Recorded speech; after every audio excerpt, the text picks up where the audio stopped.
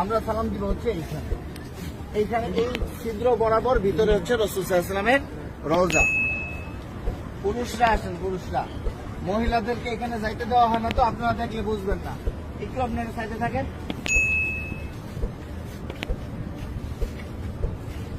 আমরা ভিতরে যাব হচ্ছে এইভাবে। আমাদের বাম দিকে থাকবে রওজা।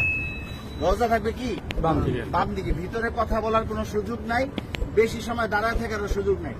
প্রথম দুইটা ছিদ্র থাকবে, যে দুইটা ছিদ্রের ভিতরে কোনো কিছু নাই। কবরের জায়গা ফাঁকা আছে। এখানে হযরত ঈসা আলাইহিস সালাতু ওয়াস সালামকে দাফন করা হবে। ওই পাশে হচ্ছে হযরত ইমাম মাহদিকে দাফন করা হবে। তো এই যে প্রথম দুইটা ছিদ্র ফাঁকা, এখানে অনেকে দেখবেন সালাম দিতেছে, ভিড় লেগে আছে। এখানে সালাম দিব না, আমরা সালাম দিব হচ্ছে এইখানে। এইখানে এই ছিদ্র বরাবর ভিতরে হচ্ছে রাসূল সাল্লাল্লাহু আলাইহি ওয়াসাল্লামের রওজা। এই জায়গায় সালাম দিব। দেখবেন যে এরকম যেই ছিদ্রটা, এইটার সাথে কিন্তু কোনোটার মিল নাই, ঠিক আছে? এই বরাবর নবীজিকে সালাম দিতে হবে। রাসূল সাল্লাল্লাহু আলাইহি ওয়াসাল্লাম এখানে জীবন্ত অবস্থায় শুয়ে আছেন, ডান কাত হইয়া। নবীজির মাথা এদিকে, পা হচ্ছে এদিকে, ঠিক আছে? রাসূল শুয়ে আছেন, উম্মতের সালাম গ্রহণ করতেছেন। হ্যাঁ, সরাসরি সালাম গ্রহণ করতেছেন। তারপরে এখানে আবু বকর রাদিয়াল্লাহু আনহুর কবর, এই বরাবর। এখানে আবু বকর রাদিয়াল্লাহু আনহুকে সালাম দিতে হবে। কিভাবে সালাম দিব?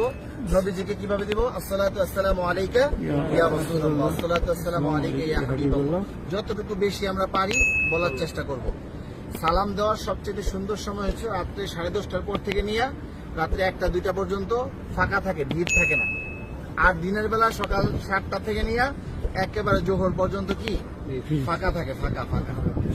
আসরের সময় থেকে নিয়ে এশারের পর পর্যন্ত কি থাকে? ভিড় থাকে। যত বেশি পারেন নবীজিকে সালাম দিবেন।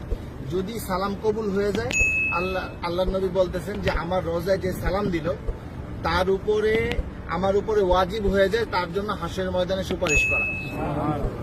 আমার সালামটা যদি গ্রহণ করেন নবীজি, তাহলে আমাদের এইটা নাজাতের উসিলা হয়ে যেতে পারে।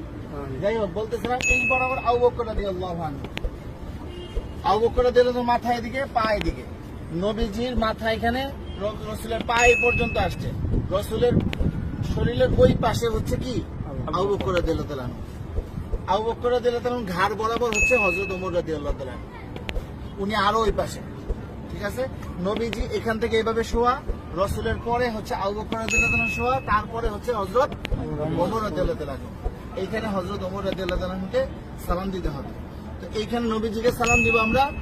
আর রাসূলকে অনেক মানুষ আমাদেরকে বলছে না সালাম দেওয়ার জন্য, তো আমরা নিয়ত করব যে আমাদেরকে যত মানুষ সালাম দিতে বলছে তাদের সকলের পক্ষ থেকে সালাম, আসসালাতু আসসালামু আলাইকা ইয়া রাসূলুল্লাহ, ঠিক আছে? তারপর আবু বকর রাদিয়াল্লাহু তাআলাকে সালাম দিব, হযরত ওমর রাদিয়াল্লাহু তাআলাকে সালাম দিব। তারপরে এখানে কোনো কিছু নাই, ফাঁকা আছে কবরের জায়গা ভিতরে। আমরা এদিক দিয়ে বের হয়ে যাব। এটা হচ্ছে পুরুষদের যে কোনো সময় খোলা আছে সালাম দেওয়া। আর মহিলাদেরকে ঠিক রওজার পিছন দিক দিয়ে দিবে সালাম দেওয়ার জন্য একদিন। কথা বুঝতে পারছেন?